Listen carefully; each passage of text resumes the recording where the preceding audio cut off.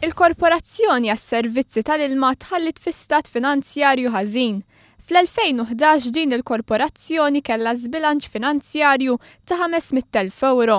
Fis-sena 2012 dan l-iżbilanċ tela għal 3,800,000 euro. Fil-Parlament, il-Ministru tal-Enerġija Konrad Mizzi spjega kif kollox huwa stmat li l-korporazzjoni kellha dejn ta' 62 miljun euro mal-banek lokali u 40 miljun euro mal-Bank ta' Investiment Ewropew. Il-Ministru Mizzi fisser kif għal dan id-dejn kienet jagħmel tajjeb il-konsumatur.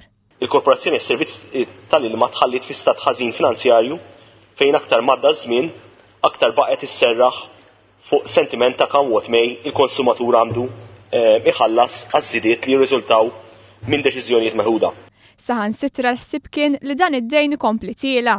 Għas-sena 2013 kien maħsub li l-korporazzjoni ikollha żbilanċ finanzjarju ta' 5,800,000 euro. Iżda minflok taħt it-tmexxija l-ġdida spiċċat biqlieħ ta' 5,400,000 euro.